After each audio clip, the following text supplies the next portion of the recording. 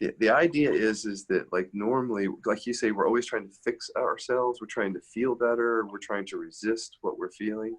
So these things that I've been developing are about undoing that desire to fix and change and heal, and instead more rest with and allow the body to work itself out within the presence, like to work itself, the wisdom of just being present to something and letting something just kind of, because there's a parasympathetic element to that.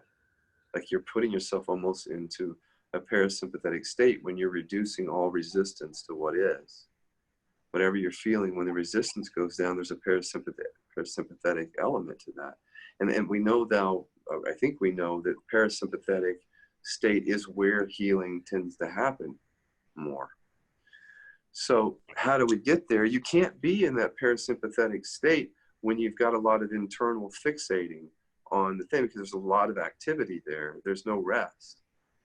So it's just a matter of getting quiet and noting where the sensation or the injury is, but then turning your awareness more towards what are the movements that are trying to narrow the focus of my consciousness constantly down to this one area.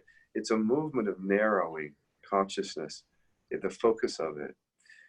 In open focus, they talk about how you can have an open focus of the present moment, which what we call presence, where you're just aware of not any particular detail. You're just aware of the entirety of life appearing. Okay, that's an open focus. But what we do with pain and almost every problem, whatever it is we do narrow focus. So we start to focus. So let's say I have a pain in my shoulder. I'm narrowing my consciousness.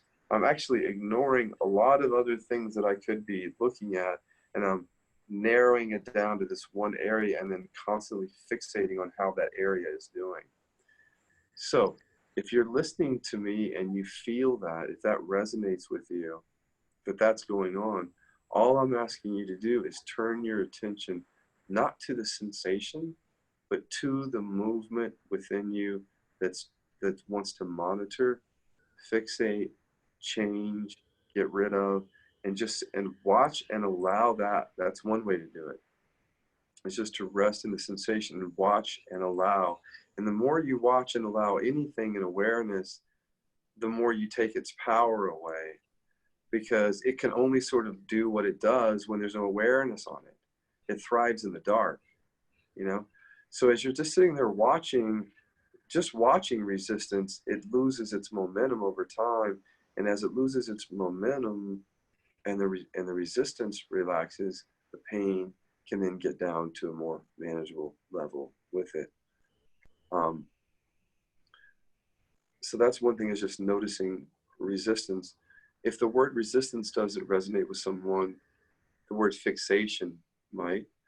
Fixation to me has to do with also with the frequency at which we are focusing on. It's not just that we've narrowed our focus to this, but there's a frequent sort of monitoring of that. And so it's a fixating, you know, It's like a compulsive, almost addictive, chronic fixating on the location. So again, instead of resting with the sensation, what I tell people is to, as I said, you can watch for all that resistance and stuff. We call that the now method, resting and feeling, and then noticing the space around something, and then just watching and allowing any sort of movement that's trying to fix it or change it, so that the parasympathetic element can come in. Hello, this is Lynn Fraser with the Kiloby Center Radical Recovery Summit. We are so excited to bring you the lineup for January 10th to 19th, 2020. Go to radicalrecoverysummit.com to see the new headliners for 2020 and to sign up. You can watch free January 10th to 19th or buy an all-access pass.